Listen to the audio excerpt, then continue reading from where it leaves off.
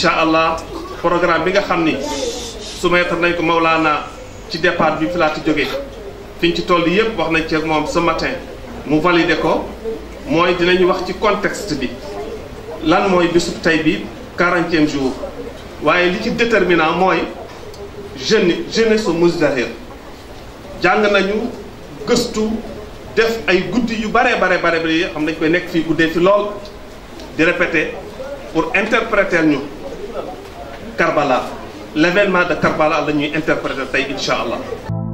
kullu yawmin ashura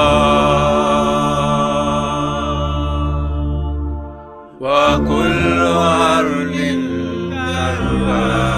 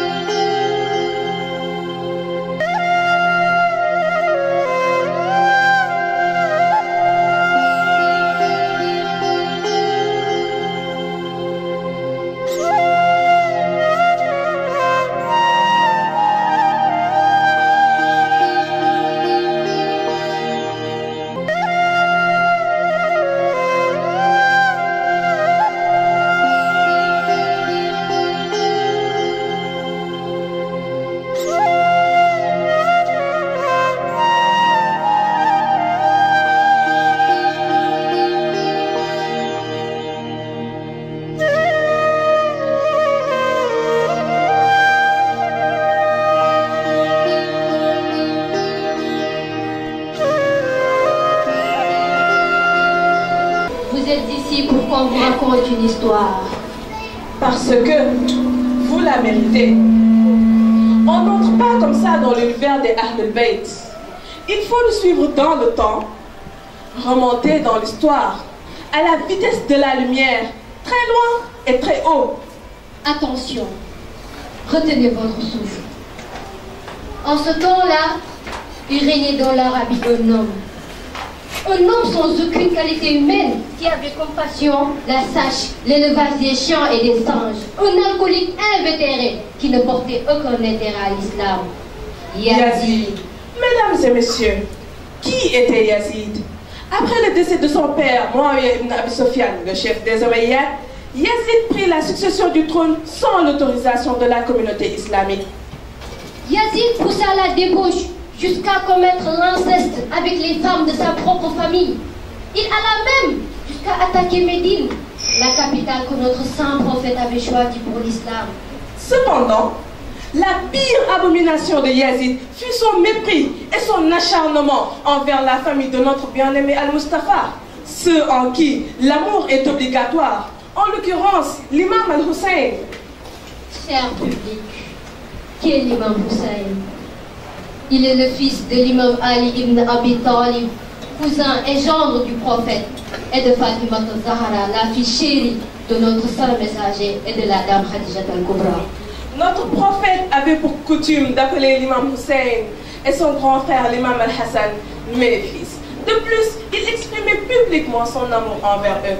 Le prophète portait l'imam Hussein ainsi que son frère aîné l'imam Hassan contre sa poitrine, en exprimant à haute voix cet amour paternel, généreux. Oh mon Dieu, je les aime et j'aime ceux qui les aiment. Mesdames et messieurs, nous sommes arrivés. Voici la tragédie de Karbala. Ya Ahla Bayt Rasulillahi hubbukum.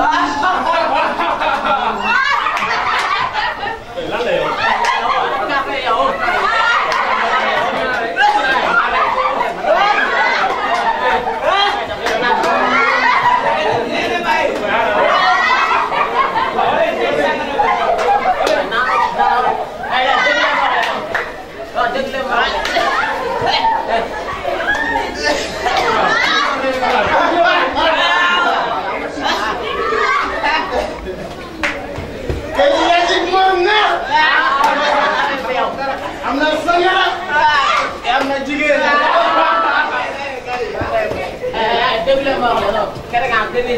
dama romb rek di yàq yi dama xool.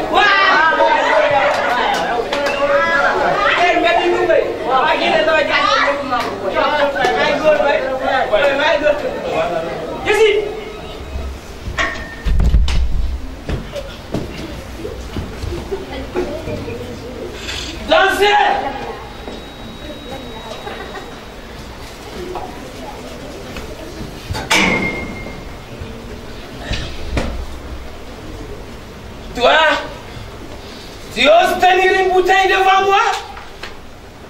Hein?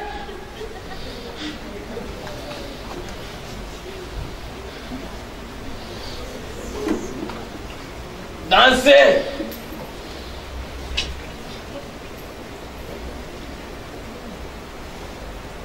Quoi? Qui ose défier mon autorité? Qui ose défier mon autorité? Moi, Yazid, fils de Muawiyah, lui-même fils d'Abu Sofyan, descendant de la plus noble des familles les Omeyyades, détenteur du trône et commandant de tous les croyants. Appelez-moi mon scribe.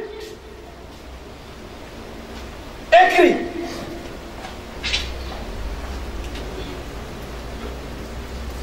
Dites à mon gouverneur de Médina al-Wali d'ordonner au peuple ainsi qu'à Hussein ibn Ali de me prêter serment d'allégeance. Car Hachim, qui est le nom de la famille du prophète, ne peut pas prétendre au trône.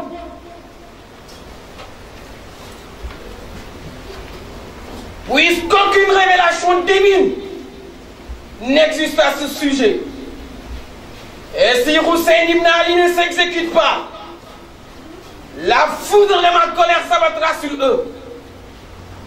C'est noté. Exécution.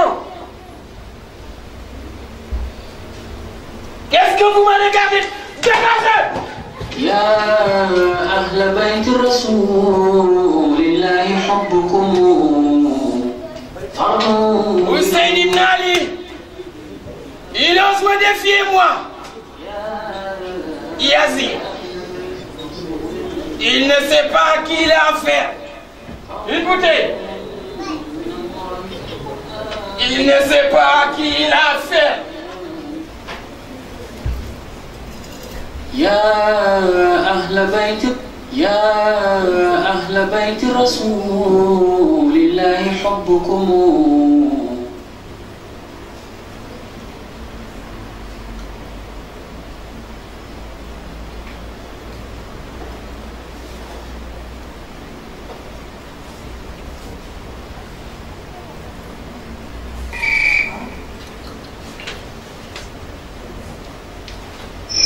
Salam à vous, Al-Wali. Salam à vous, Hussein. Comment vaut cette convocation? J'apporte une lettre de notre calife Yazid qui ordonne au peuple de Médine, ainsi qu'à vous et les membres de votre famille, de lui prêter serment d'allégeance. Sinon, et je dis bien sinon, sa colère s'abattra sur vous tous. Je vous ai entendu, Al-Wali. Donnez-nous un peu de temps afin que nous puissions vous répondre. Al-Wali, Imam Hussein mii ñu nga fi may dara day jébul léegi wala ñu dëgg boobu ngeen ko jëf.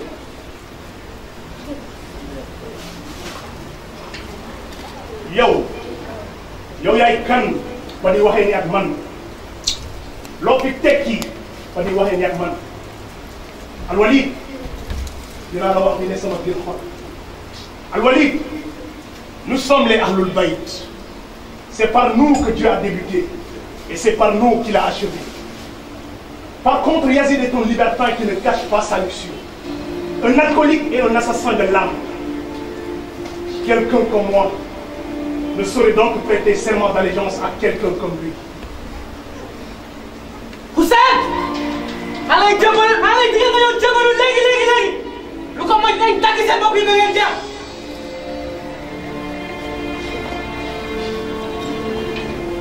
Soldat! Oui, chef!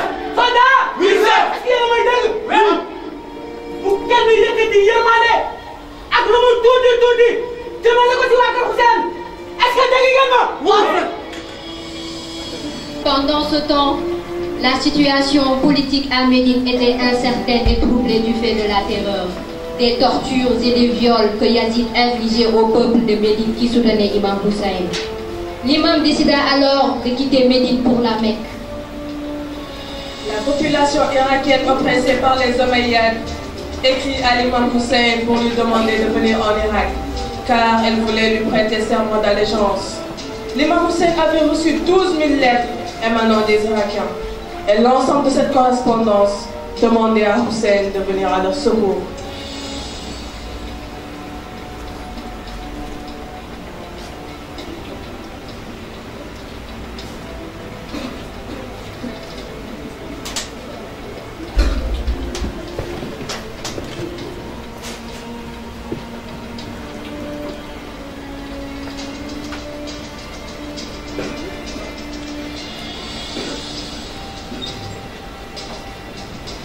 De l'eau.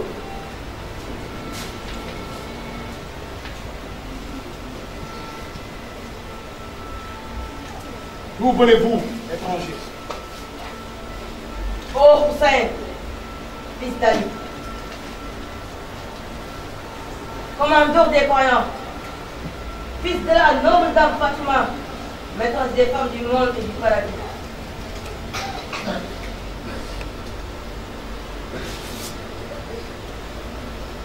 J'ai parcouru tout le long du désert, sans eau, avec la force, pour que vous veniez à notre secours.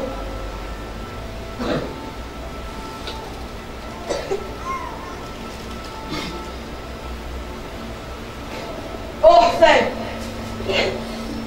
Yazid viole nos femmes, pille nos biens, réduit nos enfants à l'esclavage.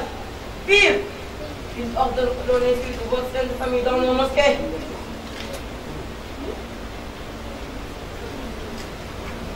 Voici ces lettres qui portent nos souffrances. Venez à notre secours.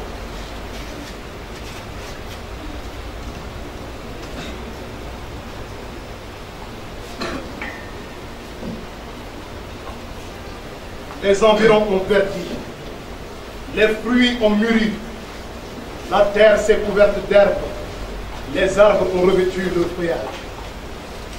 Venez à notre secours, et vous verrez des soldats mobilisés pour vous. Et si vous ne venez pas, nous nous plaindrons à Dieu le jour du jugement dernier. C'est ainsi que l'imam Hussein décide d'envoyer un représentant en Irak à Koufa, afin d'examiner la situation. Son choix se porte sur Muslim ibn Aqil. L'imam Hussein savait. Il savait qu'il pouvait avoir une confiance totale en Muslim. Il avisa les Irakiens de la venue de ce dernier, les avertit qu'il avait placé sa confiance en lui et qu'il n'irait que si son cousin l'assurait de leur honnêteté. Malheureusement, le comble arriva.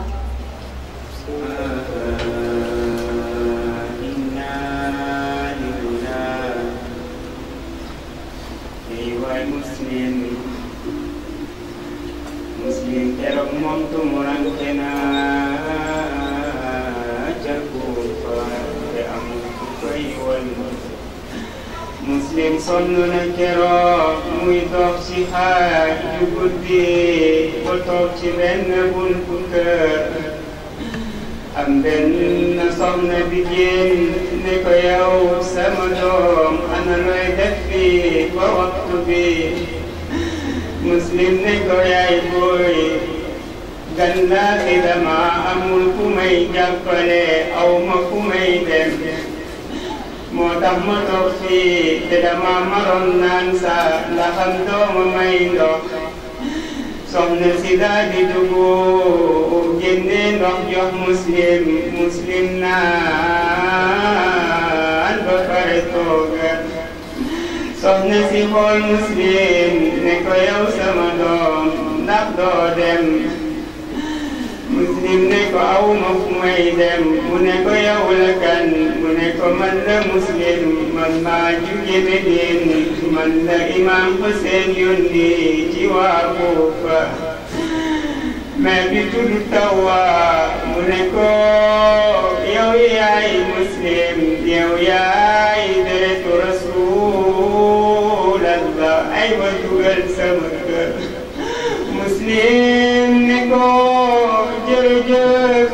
si waaye mënuma dugg ndax dama lay andil fitna mu ne ko kay sama doom di nga dugg boo duggul ba si yawmal qiyaam ma jàkkaarloo seen yaay Dahra alayha salaam ma jàkkaarloo seen yaay Dahra alayha salaam ana lan laa koy wax Muslim amul woon fexe mu daal di dugg ci kër ndaw si di fanaanoo ci ñaan ndax Muslim xamoon na ni waxtam yàggatul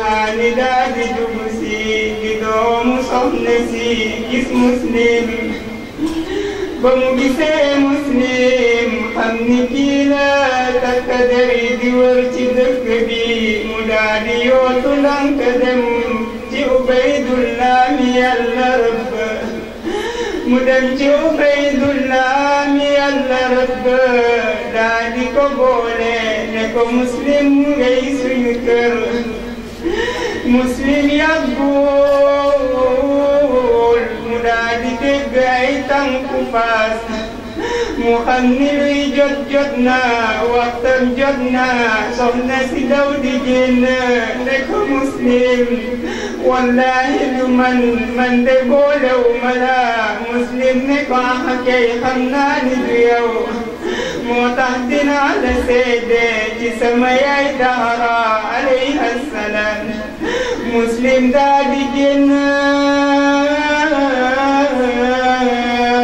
ci mbedday Kuufa noon yi wër ko noon yi wër nañ Muslim keroog waaye Muslim jàmbaar la Muslim di xeex ak ñoom mu leen di rey waaye noon yi dañaa sakkan waaye Muslim gaynde la Muslim du ragal Muslim du daw te du dellu gannaaw waaye noon yi bon yi di daw Muslim di leen jeexal ñi dem wóolu ñi leen di wallu ñi daa di lal seen pexe jàpp Muslim ba ñi yóbbu Muslim di jooy am benn noon di ko laaj ne ko yow Muslim ana looy jooy jàmbaar bu mel ni yow looy jooy yow Muslim mu ne wallahi ragaluma dee taxul may jooy waaye dama yónnee sama mag Hussein ngir mu ñëw Kuufa te yéen waa Kuufa woon ngeen sama mag Hussein ana naka lay def ay waay Muslim keroog boom nañ ko ca Kuufa ay waa muslima inna lillahi wa inna ilayhi raji'un. Soldat, visez, prêt pour qui? Vous.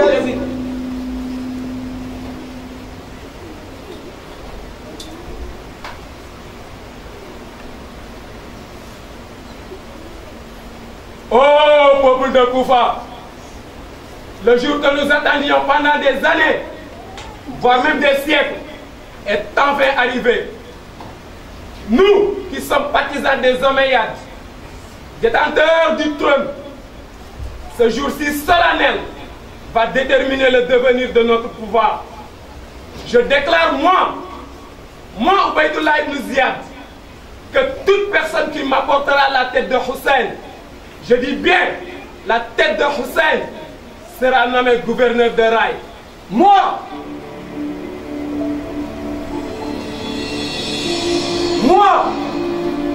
Omar ibn Saad, je déclare devant cette assemblée que si vous mettez à ma disposition une armée forte, je vous apporterai la tête de Hussein, celle de ses compagnons, ainsi que les membres de sa famille, afin d'honorer notre maître Yazid, fils de Muawiyah, et anéantira jamais les Ahlul Bayt. L'imam a donc quitté la Mecque pour Koufa. Durant ce voyage, Il a rencontré l'armée de l'ennemi forte de 1000 hommes et commandée par Al-Hol, dont l'objectif était d'intercepter l'imam Hussein et de le conduire à Koufa. L'imam Hussein refuse d'obtempérer et décide de camper sur une terre du nom de Karb et Bala.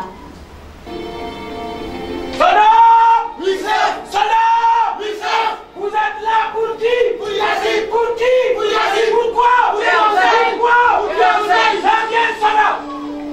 Quel est le nom de cet endroit? Attends. Ne possède-t-il pas un autre nom? Naïnoa, mais aussi Karbala. Oh mon Dieu, je me protège auprès de toi du Karb et du Bala.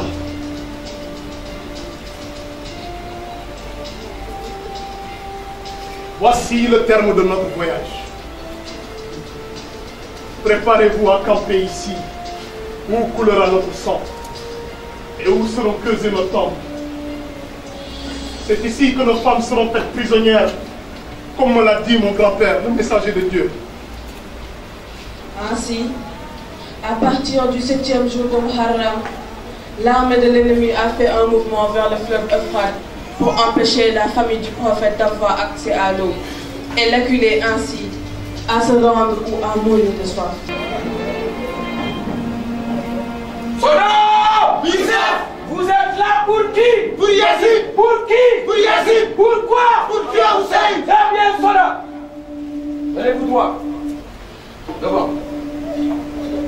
Très bien, Soda.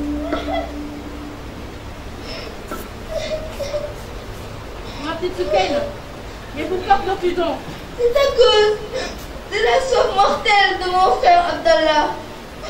Ma tante, allons chercher de l'eau chez Maison. Peut-être ont-ils des provisions d'eau.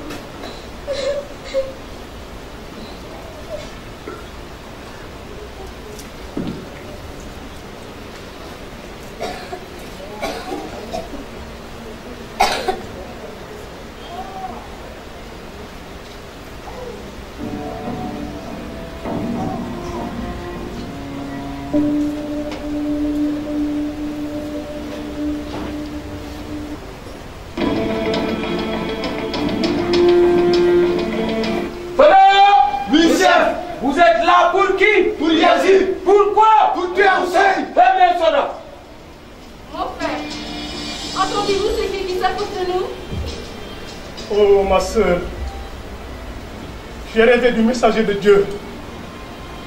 J'ai rêvé de notre grand-père qui me disait, tu vas nous rejoindre. Oh mon Dieu, qu'avons-nous fait pour mériter pareil sort? Quel malheur va-t-il nous arriver?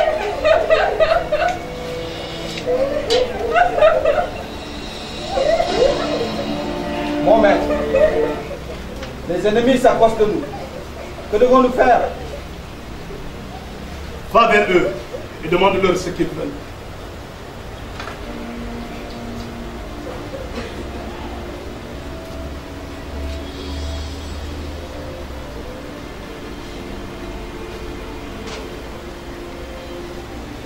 Que voulez-vous, gens de Koufa? Qui es-tu?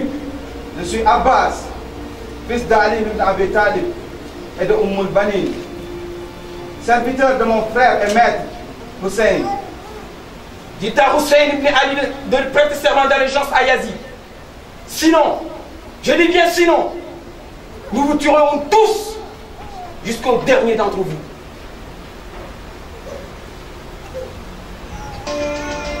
La nuit de Ashura fut très animée. C'était comme une ruche remplie d'abeilles, car le corps de l'imam Hussein était affairé et occupé. Donnez-nous un délai de 11 jours, afin que nous puissions vous répondre. Non! Soda, je suis le commandant. D'accord. Mais vous avez intérêt à répondre favorablement à l'offre. Sinon, je dis bien sinon, nos épées ne cesseront de trancher les têtes jusqu'au dernier d'entre vous. Ok?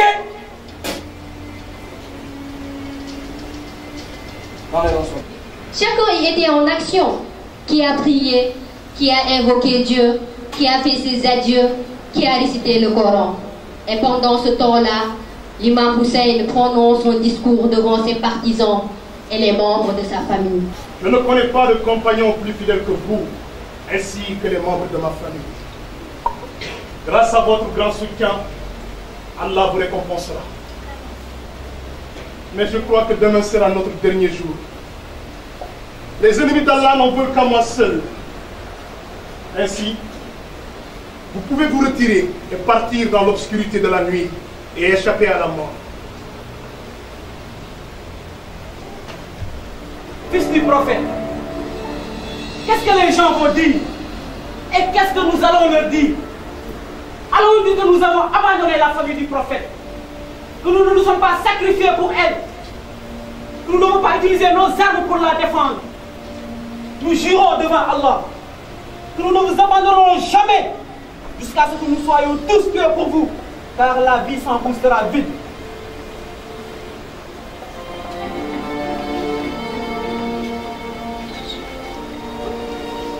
Nous irons devant Allah, que nous ne vous abandonnerons jamais pour prouver à Allah que nous avons conservé le testament du prophète Muhammad. Comment pourrais-je ne pas le faire, sachant que mourir pour vous est un grand honneur pour Allah? L'imam Hussein accepta le sacrifice de ses compagnons et celui des membres de sa famille. Puis, il leur montra une vision surnaturelle du paradis. Ils ont vu leur foyer et les richesses qui les attendent après leur mort. Il en sera ainsi. Mais je vous demande de renvoyer vos femmes dans le tribu. Pourquoi cette décision, Cheikh Hussein? Parce qu'après mon assassinat, ma famille sera capturée. Et je crains la même chose pour vos familles.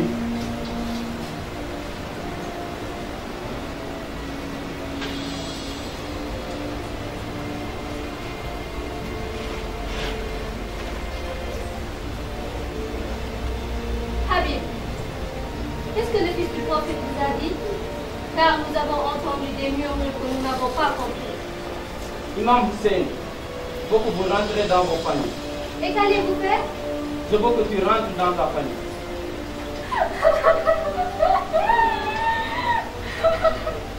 Par Allah, vous n'êtes pas juste envers nous. Êtes-vous heureux que la famille du prophète soit capturée et pas nous? Alors nous aurions honte devant leur mère Fatima de Zahra. Je jure devant Allah, vous soutenez les hommes et nous soutenons les femmes.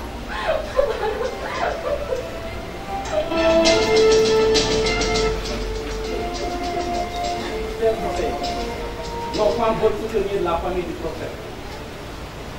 Elles seront récompensées, ya Habib. Le jour de Ashura, l'imam Hussein appelle ses compagnons pour la prière de l'eau. Et à cause du manque d'eau, ils font l'ablution avec le sable. Allahu Akbar, Allahu Akbar. Allahu Akbar, Allahu Akbar.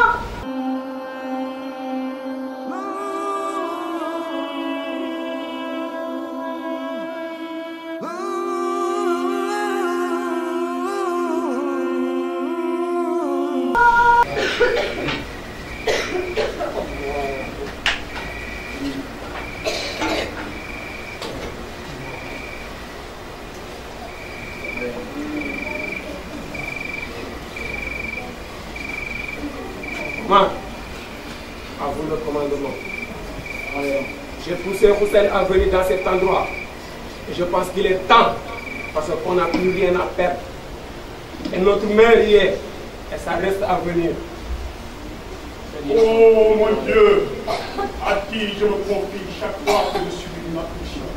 Et en qui je mets mon espoir chaque fois que je suis dans l'adversité. Je me suis confié à toi pour toutes les épreuves que j'ai subies. Combien de soucis je t'ai confiés et devant lesquels le cœur s'affaissait. Les solutions manquaient, l'ami s'éclipsait et l'ennemi se réjouissait. Parce que mon amour est dirigé vers toi exclusivement. Alors n'as-tu pas dissipé les malheurs? Tu es donc pour moi le maître de tout bienfait. l'auteur de toute bienfaisance et l'objet de tout désir.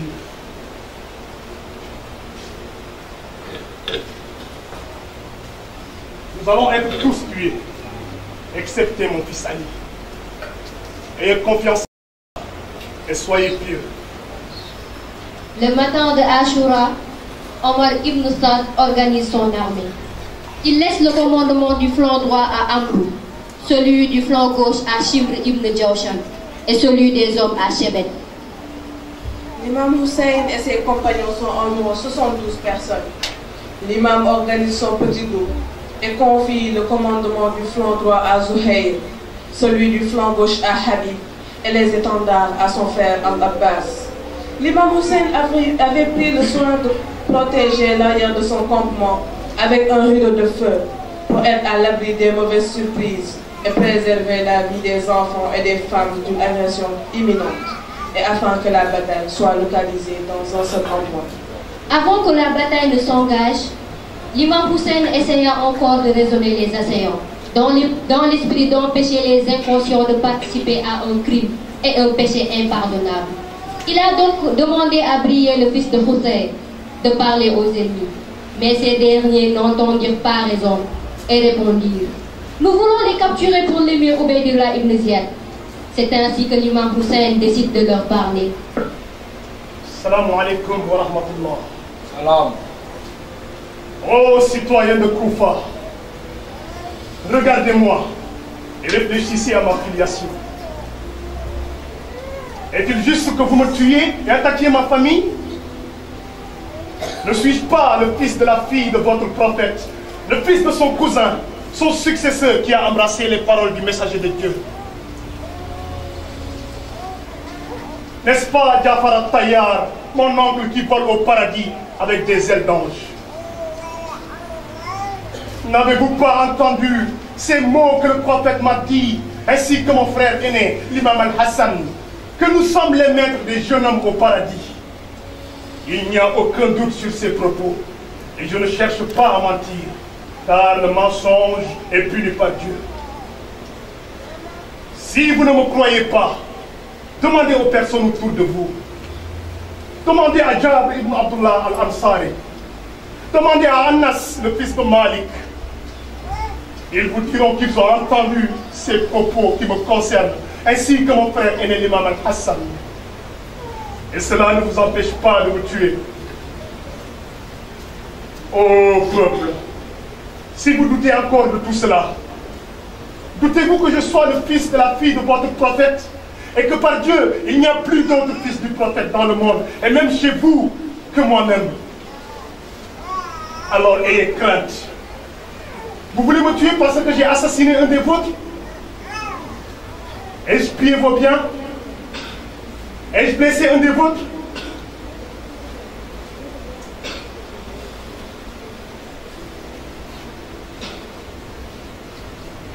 Ô peuple, je vous demande d'avoir la crainte de Dieu.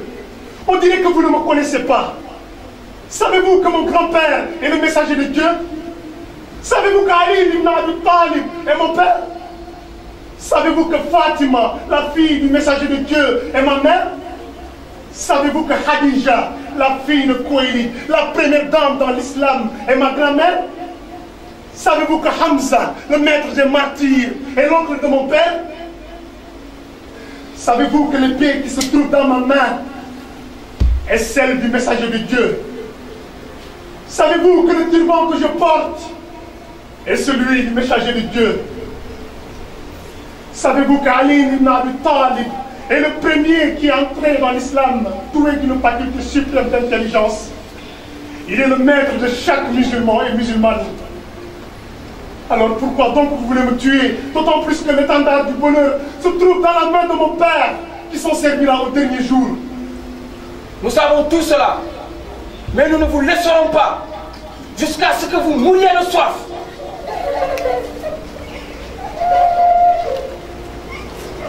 Yabas, calme-le.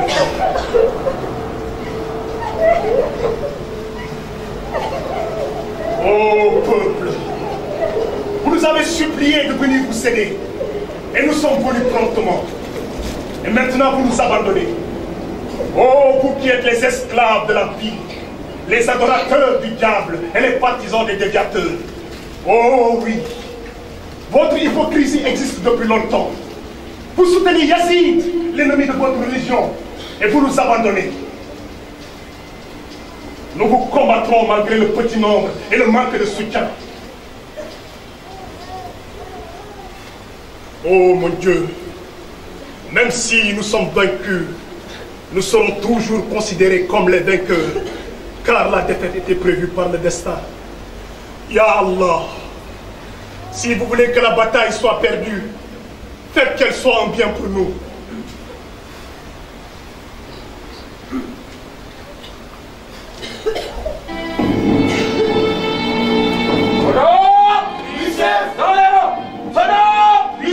Vous êtes là pour qui? Vous êtes ici pour qui? Vous êtes ici pourquoi? Pour qui Hussein? Très bien, soldat. Je vous rapporte une lettre de notre gouverneur Oubaïdoullah Ibn Ziyad. Il ordonna à Hussein, ainsi que les membres de sa famille, de prêter serment d'allégeance à Yazid. Et s'ils refusent, de les tuer tous, et que la tête de Hussein soit piétinée par les sabots de chevaux. Vous m'entendez, soldats? Oui. Vous m'entendez, soldats? Oui. C'est bien. Omar, vas-tu combattre cet homme? Oui, je le combattrai. Et la bataille sera acharnée. Des têtes ainsi que des mains seront coupées. Mais, si l'imam Hussein te propose une suggestion, l'accepteras-tu? Si la décision m'appartenait. Mais votre émir Yazid la rejetera.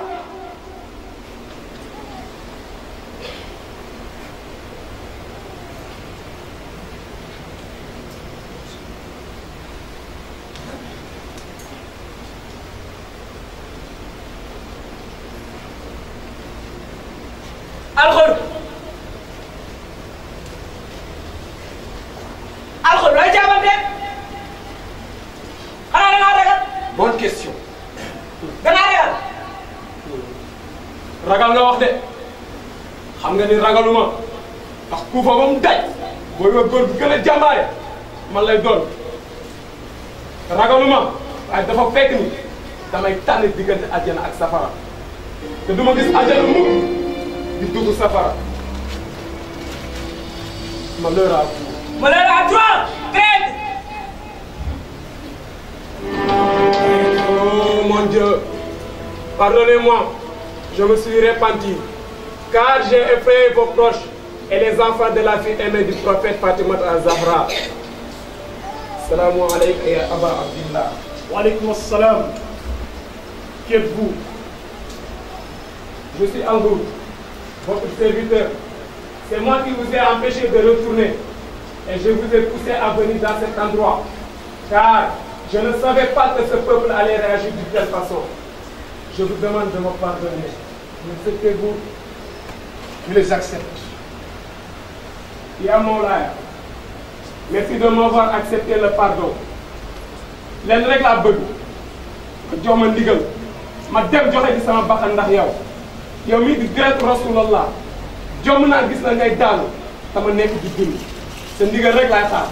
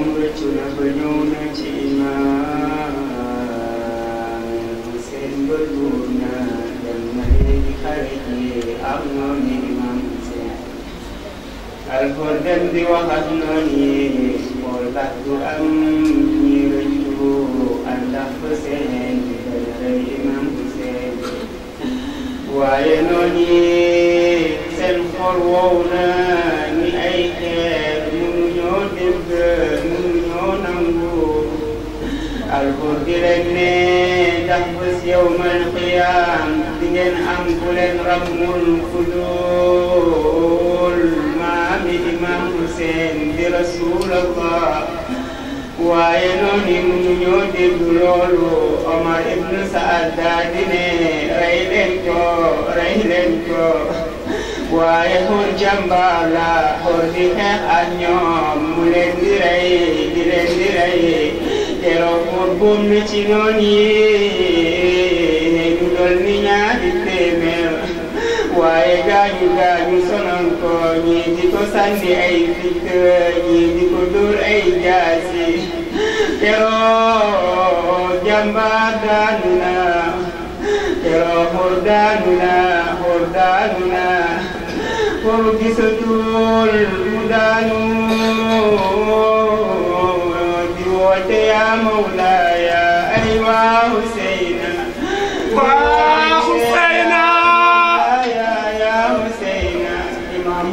daw si moom inna lillahi wa inna ilayhi raji'un.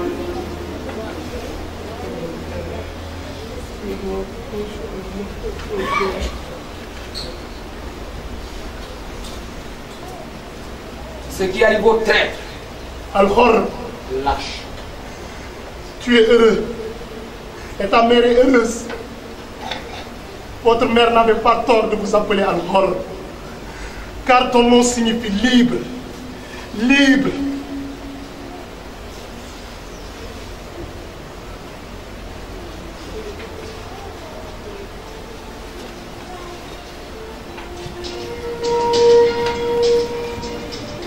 N'y a-t-il personne pour venir défendre la famille sacrée d'Allah?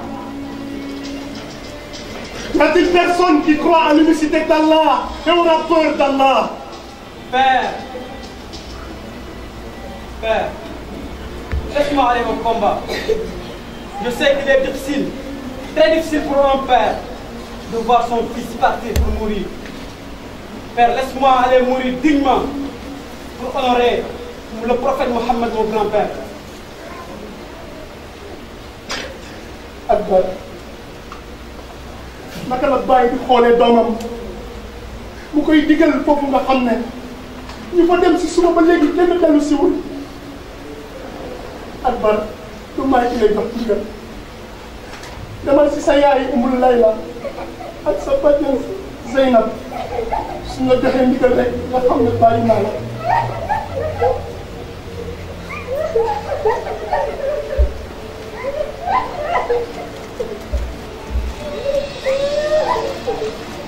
yow sama bàjjen yow sama yaay damaa ñëw sàkk si seen ndigal ngi ngeen bàyyi ma dem si toolu xare bi ndax sama bàyyi ko seen nangu ma bàyyi. yow ak dana la bàyyi nga dem mënoo def ko sama doom Aawul ak Mouhamed nekk fi mënu la bàyyi nga dem.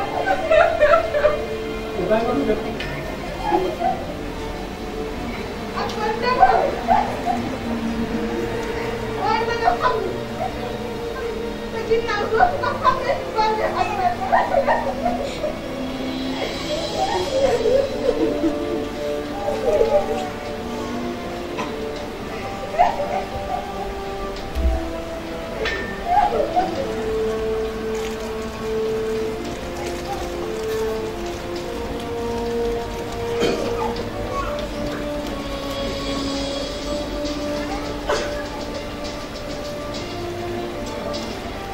Va, mon fils.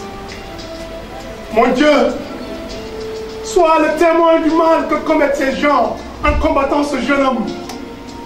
Ce jeune homme qui ressemble infiniment par son allure, sa sagesse et son caractère à ton messager Muhammad. Ce jeune homme que les musulmans venaient regarder quand ils avaient la nostalgie du prophète.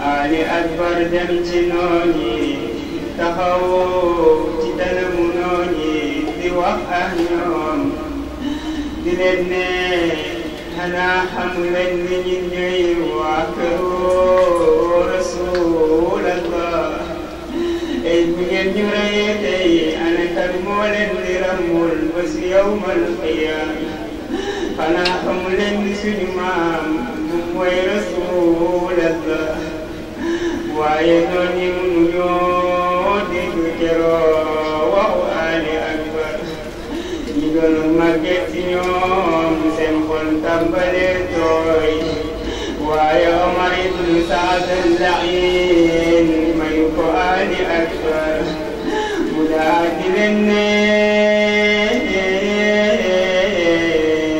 songu leen Ali Akbar ñooñu daa di songu Ali Akbar nekkoon ak xale bu ndaw waaye Ali Akbar jàmbaar la Ali Akbar doomi gaynde la Ali Akbar keroog moom de dallul gannaaw muy xeex ak ñoom di leen di rey Ali Akbar wane na fa keroog jàmbaar ba baayam bëgg na ci moom Ali Akbar di rey noonu yàggul noonu bëri war ko yaayu Ali Akbar ñëw ci Imaam al-Hussein ne ko yaa man namm naa sama doom bëgg naa gisal Ali Akbar mu daal di ko ne comme ñaanal suñu borom ndax Yàlla nee na nangu na ñaanu yaay ci doomam yaay ji tallal loxo yi di ne yaa radda Yuusuf ala Yaaqub yaa kaashifa durra Ayyuub yow Yàlla delloo silma sama doom ma gis ko Ali Akbar daa di rey ñi ko waroon yëpp Yàlla nangu na ñaan bi mu dellu si papam ne ko baay sonn naa mar mu may rey mar mu may sonal waaye xam naa ni amoo ndox bi may papam ne ko Imam Hussein ne ko yaa Ali Akbar xam naa ni jàmbaar nga dama gis sa yaay Ali Akbar dem gis yaayam ak bàjjenam Zeynab delluwaat ci baayam mu ne ko Ali Akbar tey de sa baay bëgg na ci yow waaye lu la wute ak sa maam Aliyun moom de ay noonam rek la doon xeexal waaye yow tey yaa ngi xeex ak ñetti noon yaa ngi xeex ak xiif yaa ngi xeex ak mar di jàkkaarloo say noon Akbar dem di xeex yàggul noon yi bum Ali Akbar am noon bu ko bett dóor ko jaasey bopp Akbar daanu na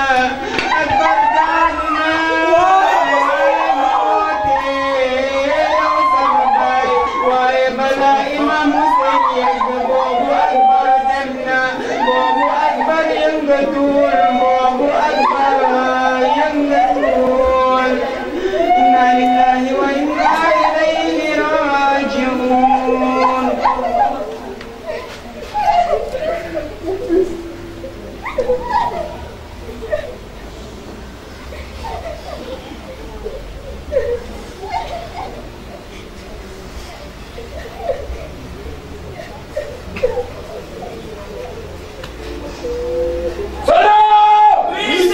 Vous êtes là pour qui? Pour Yazid. Pour qui? Pour Yazid. Pourquoi? Pour Hussein. Pourquoi? Pour Hussein. C'est bien cela.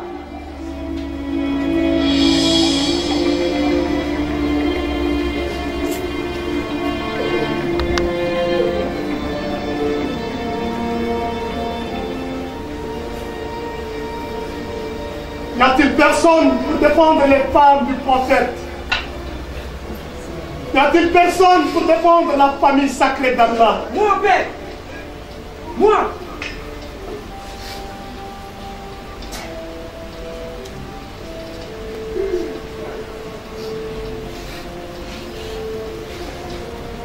Père, donne-moi l'autorisation pour aller au combat. Regarde-les, père. Regarde-les. Akbar, tranquille. Il est hors de question que je te laisse aller au combat. Tu es encore si jeune. et beaucoup de choses à accomplir sur cette vie ici-bas. Père, je dois aller mourir pour que mon père, l'imam Hassan, soit fier de moi. Et puisse dire que son fils l'a représenté à Karbala. yow sama doomu mag fu nu ma la bàyyi ngay dem ndaxte yow laay xoolee sama mag Imam Al Hassan fu nu ma la bàyyi ngay dem.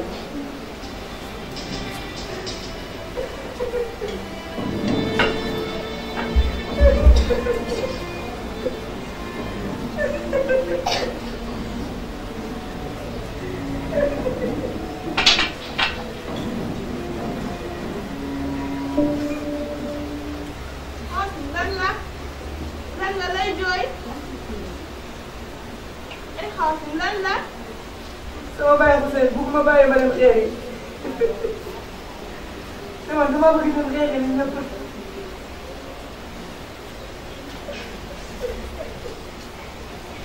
wax bi sa baay xamaloon na ma bés bii dina ñëw waaye nee na ma jox la bataaxal yii am bii yaay borom bi si topp nag sa baay Hussein mooy borom.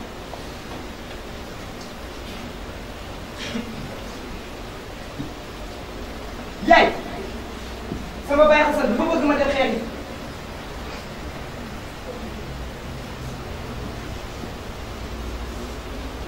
baay sama baay Hassan moo la ko jox te li mu bëgg mooy nga lépp.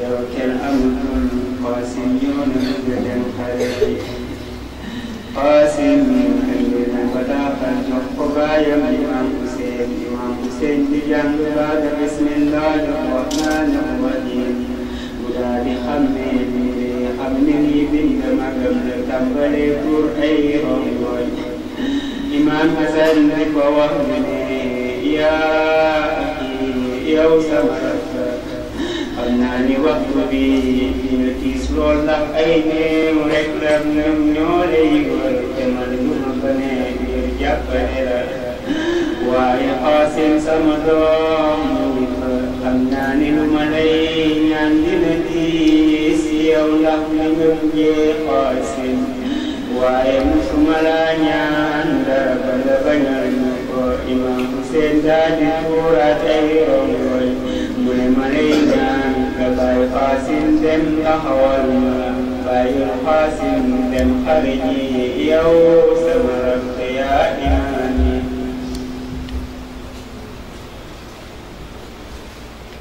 Al Qaasim sa baay Hassan sama imam la sama mag la te bëgg-bëggam dogal la ci man comme que moom lii mooy bëgg-bëggam Al Qaasim fan lay bàyyi nga dem.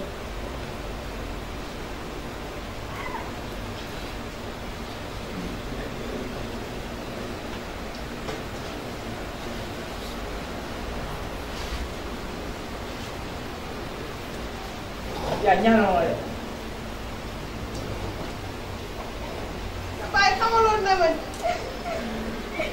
bés boo jotee ci bataaxal yi di nga bëgg.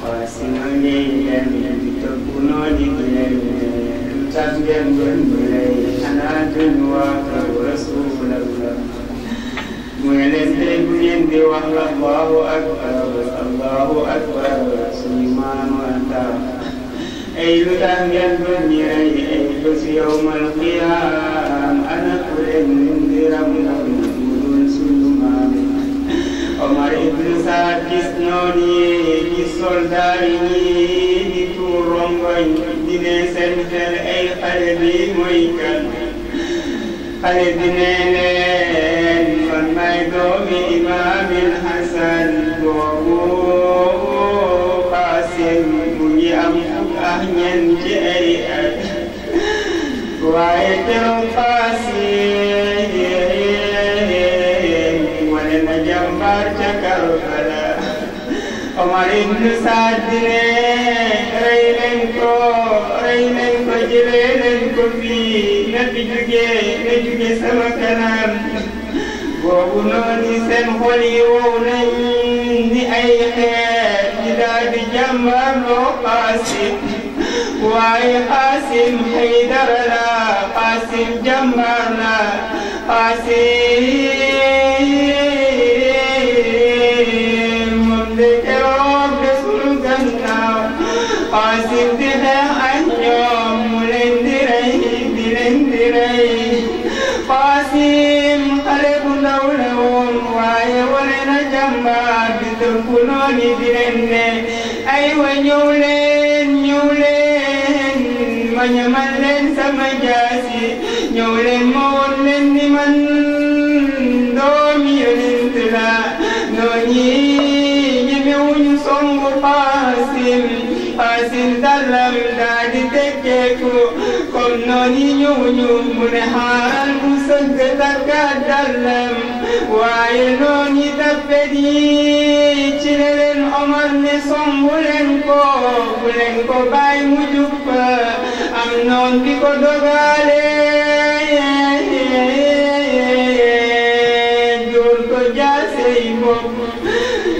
dóor ko jaasey bopp dóor ko jaasey bopp Qaasim na di woote ay yaa sama baay inna lillahi wa inna ilayhi raaji'uun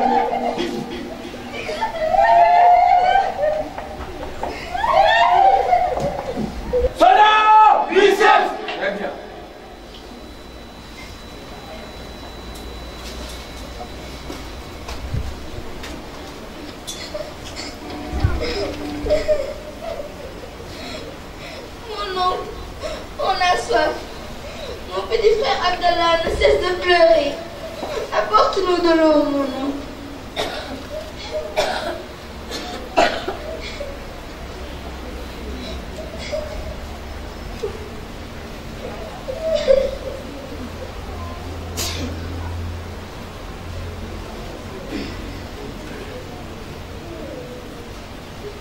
Mon maître,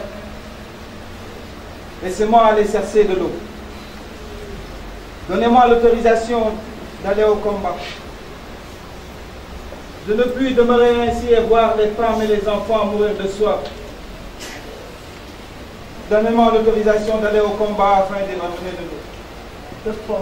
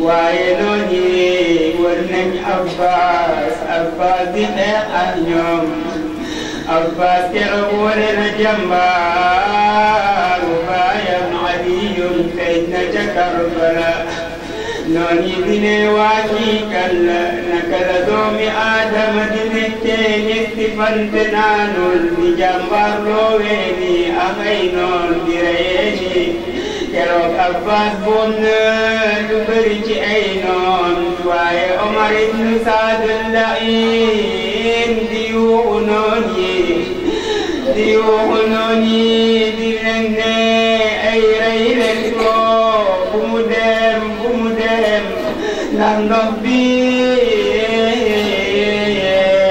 bu ci Imam Hussein jotee ndox bi bu ci Imam Hussein jotee ñun tey dem ñi faagaagal mu leen di ne rey leen ko muy ne sandi leen ko ay fitt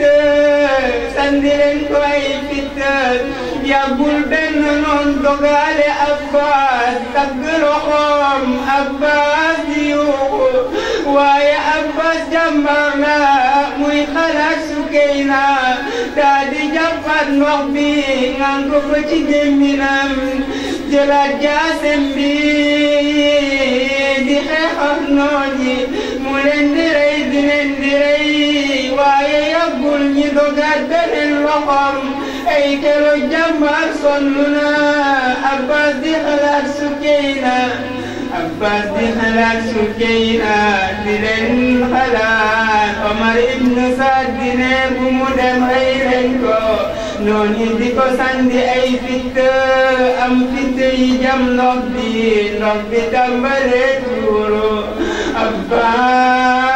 Abbas daa di tuur ay rongoñ Abbas amatul loxo bu muy jàppee ndox buy tuuru Abbas keroog boom nañ ko Karbala ay jàmbaar dem na inna lillahi wa inna ilayhi raji'un. Imam Hussein avait perdu la quasi-totalité des hommes de sa famille. Il ne restait que son fils qui s'appelait Ali Zainul Abidine, qui voulait aller au combat malgré sa maladie. Mais l'imam Hussein ordonna à Umm Kalsoum de retourner avec Abidine vers les tentes pour que la descendance du prophète Mohammed ne s'éteigne jamais. Il ne restait alors que les femmes et son fils cadet, Abdallah Rabi. Y a-t-il personne pour venir défendre les femmes du prophète? Y a-t-il personne pour défendre la famille sacrée d'Allah? Y a-t-il personne qui croit à l'unicité d'Allah et aura peur d'Allah? لبيك يا حسين لبيك يا حسين لبيك يا حسين.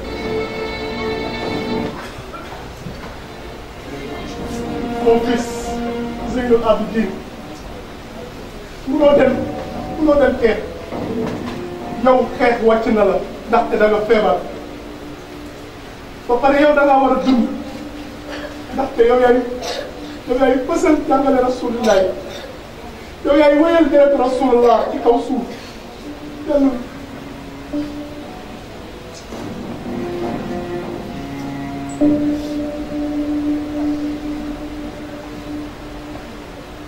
Donnez-moi mon bébé pour lui dire adieu.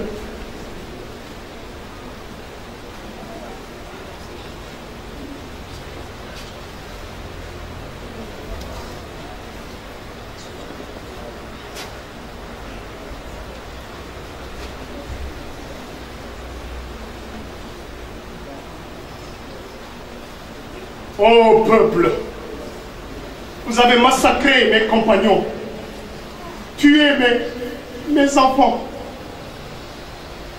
Il ne me reste plus rien à part ce bébé. Si vous n'avez pas pitié pour nous, ayez-en pour ce bébé. Car sa mère est restée plusieurs jours sans l'allaiter à cause de la soif.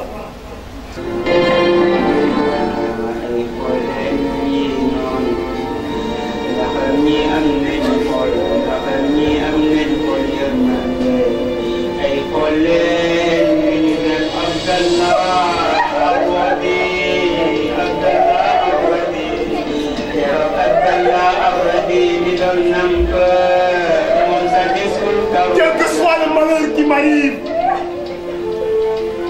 il est vu par Dieu. Ya Allah, si vous voulez que la bataille soit perdue, faites qu'elle soit un bien pour nous. L'imam Hussein a enterré son fils maculé de sang.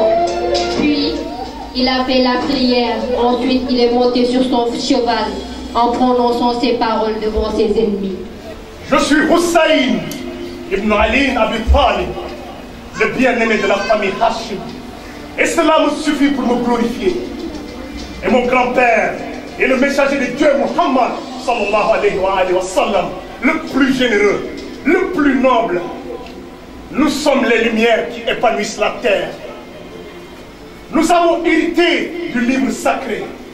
Nous sommes pieux et vertueux et les paroles d'Allah le prouvent. Si la vie est chère et précieuse, le paradis est mieux cher et plus récompensé. Si les corps sont voués à la mort, que l'homme soit tué dans l'intérêt d'Allah, eh bien, je vais sur le champ de bataille. Et la mort de quelqu'un n'est pas un sacrilège s'il meurt au nom de Dieu.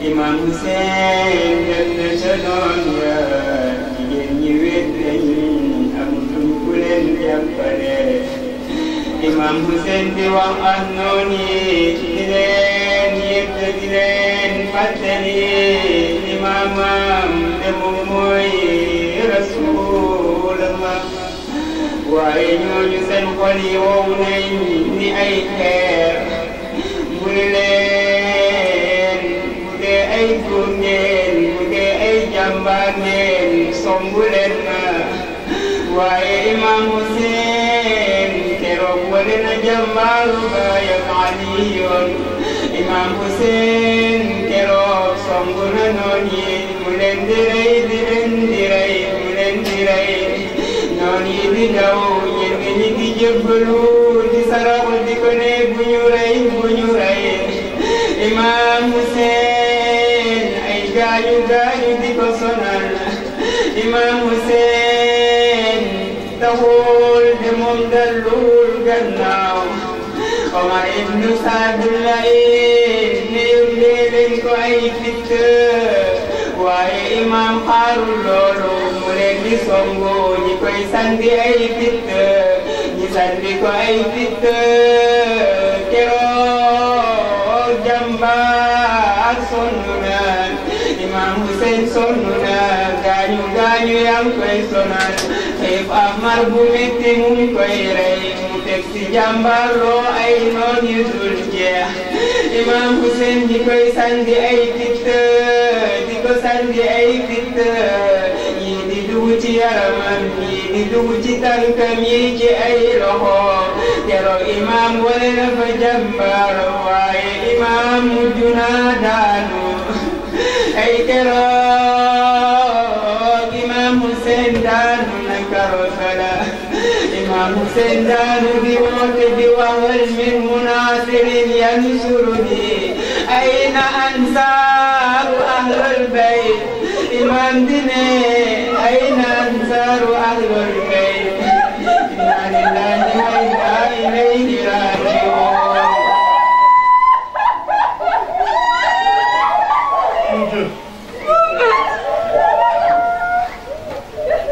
Ma sœur, je te prie de te calmer, car Allah ne me tourmente pas. Calme-toi. Allah ne me tourmente pas.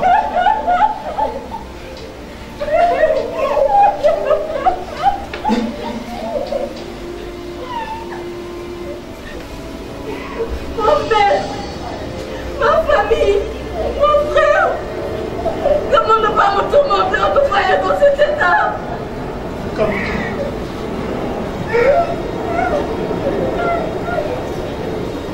Allah, calme-toi. Dégage!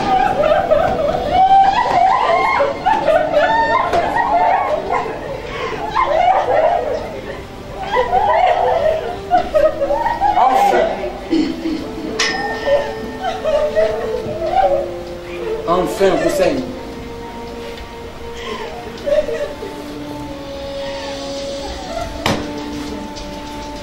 Enfin, je t'ai. Qui es-tu? Tu m'écrases le foie. Tu me blesses. Je suis Shimr ibn Jawshan. Shimr, sais-tu vraiment qui suis-je?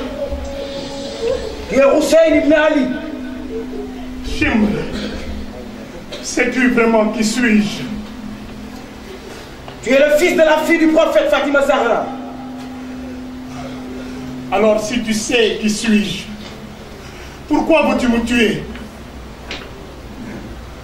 Je te tue pour la récompense de Yazid. Que préfères-tu? La récompense de Yazid ou l'intercession de mon grand-père au jour du jugement dernier? Je préfère la récompense de Yazid que l'intercession de ton grand-père. Oh Shimr, j'ai soif. Peux-tu me donner un peu d'eau? Tu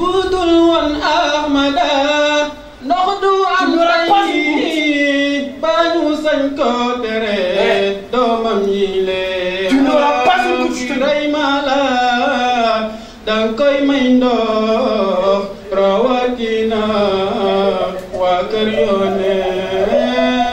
Shimr, puis-je voir ton visage avant de me tuer? Avec plaisir. Ya Allah, mon grand-père disait vrai. Qu'est-ce que ton grand-père te disait? Mon grand-père disait à mon père Ali. Quoi? Ya Ali, tu auras ton fils, un homme chauve et lépreux, un homme qui ressemble aux chiens et aux singes. Je vais te montrer à quoi ressemble un chien.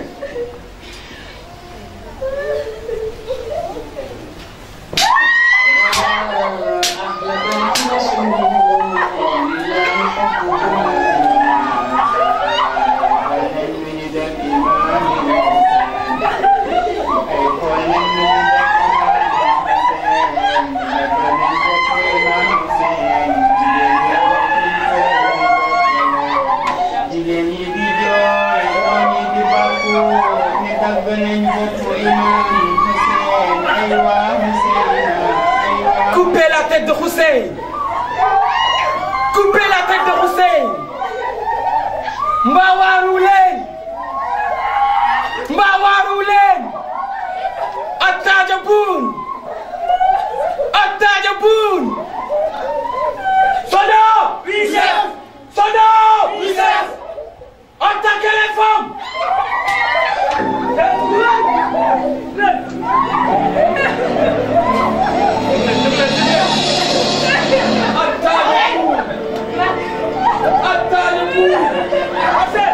Coupez la tête de Hussein. Coupez la tête de Hussein. Appelez. Solo. Oui, chef. Vous êtes au complet. C'est bien.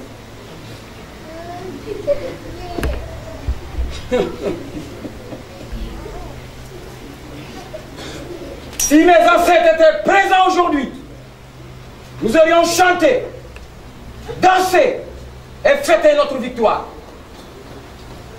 Et ils auraient embrassé ma main en disant merci.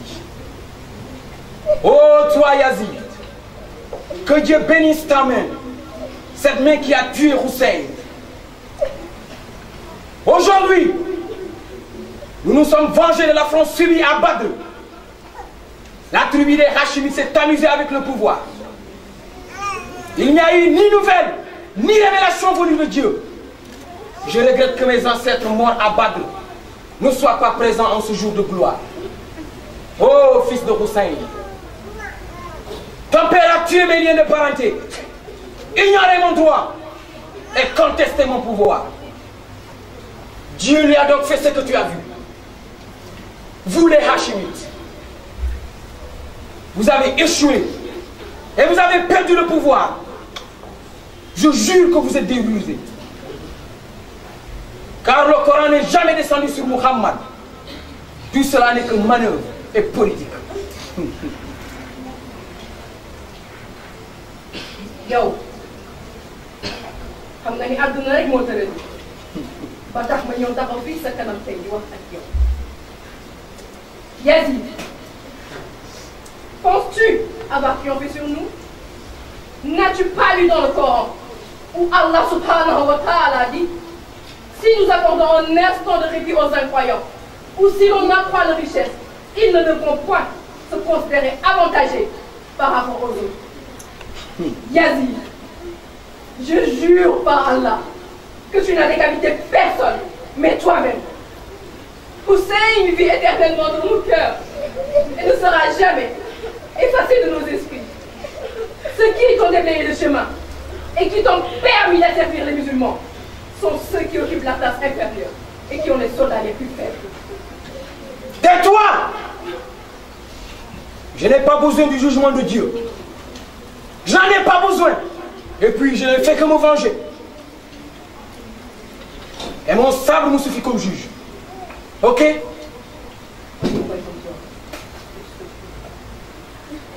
C'est l'alternative méritée des injustes. Malgré les calamités qui vont toucher, je trouve que tu es sans valeur. Je trouve plus valorisant pour toi le fait de te danser et de te réprimander. Mais je le fais car mes yeux sont larmoyants. Quelle chose étrange de voir les nobles du parti de Dieu tués par les affranchis. Le parti du diable. Nous risquons jusqu'à ce que ce monde arrive à sa fin. Si tu penses que nous sommes un gars que tu as acquis, tu ne tarderas pas à constater que nous sommes une perte que tu as subie. Yazid! Tais-toi! Tais-toi! Avant que je ne te fasse la même chose que ton frère. C'est à Dieu que nous adressons nos plaintes. Dieu n'est jamais injuste envers ses serviteurs. Déploie donc tes fourberies et tous tes efforts. Par Allah, tu n'arriveras pas à effacer notre renommée. Tu n'anéantiras pas notre révélation. Tu n'atteindras jamais notre rang et tu n'arriveras jamais, jamais, jamais à effacer ta honte. Tes jours sont comptés. Les armes que tu rassembles seront dispersées et tes avis sont erronés. Que la malédiction de Dieu s'abatte sur les injustes. Gloire à Allah qui a donné au premier d'entre nous le bonheur et au dernier parmi nous le martyre et la miséricorde. Tu oses me défier? Tu oses me défier? Heureusement que c'est moi. Si tu t'adressais de la sorte devant les rois romains, tu serais décapité ou même pendu en public. Sonne! Misère! Sonne! Misère! Après moi. Après moi, je dis! Et faites vite! C'est ainsi que le petit-fils du prophète se fit abandonner. C'est ainsi que le fils de Fatima Zahra fut massacré, humilié et assoiffé jusqu'à la mort. C'est ainsi que le fils du premier homme à embrasser l'islam se fut massacré. C'est ainsi que l'imam Hussein est devenu un phare qui éclaire la voie des générations qui se succèdent.